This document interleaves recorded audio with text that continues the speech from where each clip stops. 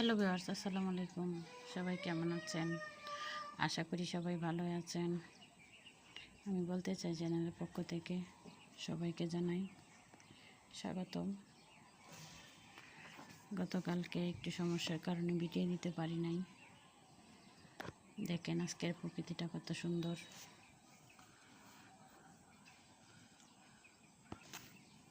আজকে আমার video title দেখে বুঝতে পারছেন কোন বিষয় নিয়ে কথা বলতে চাচ্ছি।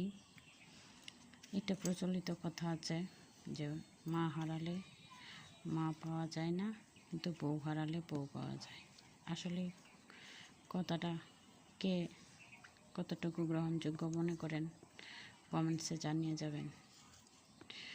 এখন আমি আমার মতটা ব্যাখ্যা করতে যাচ্ছি, আশা করি ধৈর্য ধরে শুনবেন।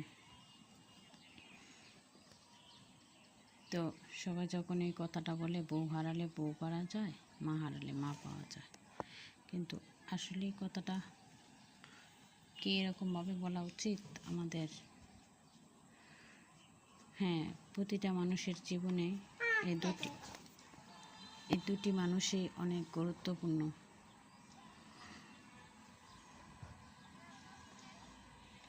মা হচ্ছে আমাদের জননী, আর বউ হচ্ছে একজন পুরুষের জীবন সঙ্গী। জননীর জায়গায় জীবন সঙ্গীর জায়গায়, কিন্তু দুজনেই গুরুত্বপূর্ণ।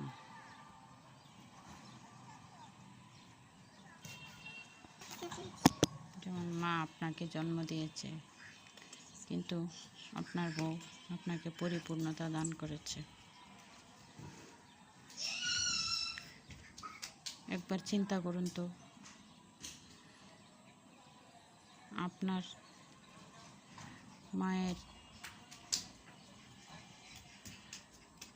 সন্তান যদি আপনি একা না হন, আরও সন্তান থাকে, তাহলে আপনি যদি হঠাৎ করে মারা যান, তাহলে আপনার মাকে দেখার জন্য আপনার আরেক ভাই বা বোন থাকে, কিন্তু আপনি মারা যাওয়ার পর আপনার বউকে দেখার জন্য কে থাকে?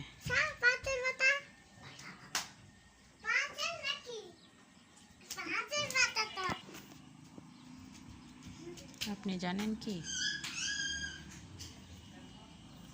আপনার জন্য আপনার বিপদে আপদে যেমন আপনার মা কান্না করে, তেমনি আপনার বউ আপনার বিপদে আপদে আল্লাহর কাছে কান্না করে। আপনার মা মারা গেলে আপনার জন্য কে কান্না করবে? আপনার বউ। তাহলে দুটো মানুষকেই দুদিক দিয়ে গুরুত্ব দেওয়া উচিত আমাদের। তাই আমি বলবো, বউ হারালে বউ পাওয়া যায়, মা হারালে মা পাওয়া যায় না। এই কথাটায় আমি একমত না। আপনারা কি বলেন কমেন্টে বলে যান।